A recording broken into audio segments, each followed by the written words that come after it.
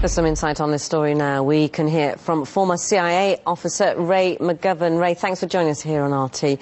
I suppose we should start with the attitude of President Trump towards Assad and how it seems to have changed, because actually we were hearing recently that that kind of accepted, or his administration accepted, that regime change wasn't necessary. But after this latest chemical incident in Idlib, which I have to point out there's still little evidence as to who was behind it, there seems to be a change in rhetoric again.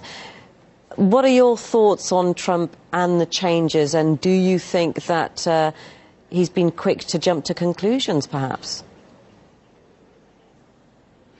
Well, everyone's been very quick to jump to conclusions.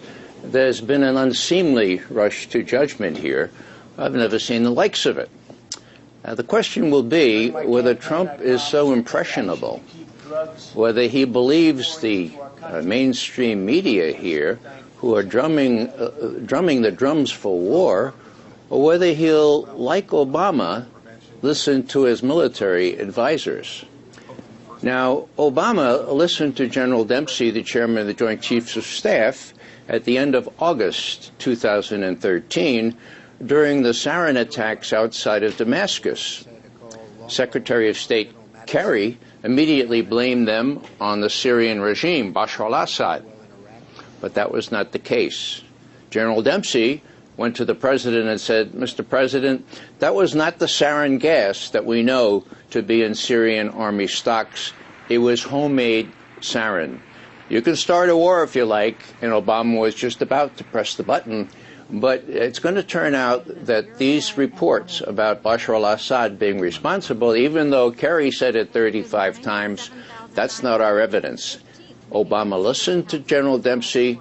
He blamed General Dempsey when he said, now the chairman of the Joint Chiefs of Staff told me that we don't have to attack right now, we can attack next week or and he submitted the problem to Congress.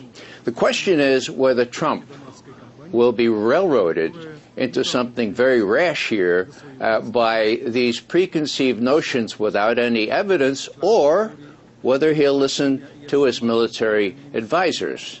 Now, we veteran intelligence professionals for sanity have all kinds of contacts with people within the military who tell us the truth. And my information is that a facility was bombed in Idlib, but it was mistaken.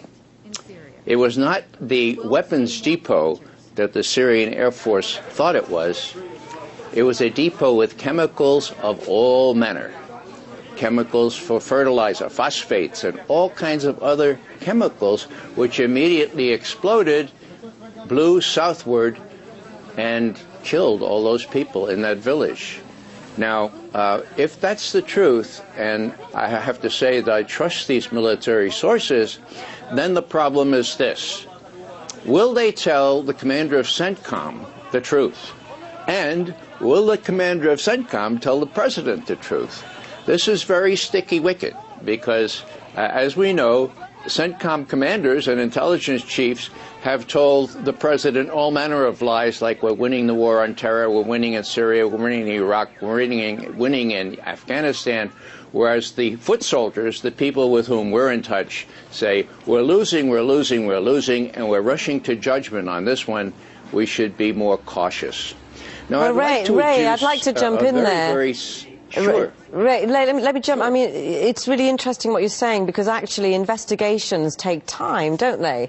And we've heard like I said before, a lot of jumping to conclusions without definitive evidence, people not knowing what those chemicals were and the associations with those chemicals. But I want to go back to you were saying, will he be railroaded? Well, actually, if we look at what the U.S. envoy to the United Nations, Nikki Haley, has hinted at, which is unilateral action in Syria, it's quite threatening language when you read into it behind what was said, and we've seen it in history before, almost implying that you know, if an agreement isn't reached, then in fact, US is thinking about acting independently yet again. How many times have we seen this? What do you think about that? Well, that's what I mean when...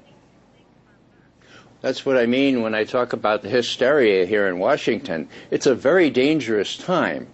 Now, Nikki Haley doesn't really know what she's talking about. She's not a serious person.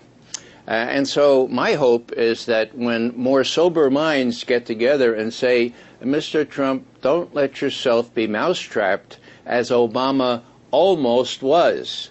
Listen to your military advisors. Try to figure out what really did happen before you do anything rash. That's really important, because the tensions between not only Syria and the United States, but Russia and Iran are at a high pitch.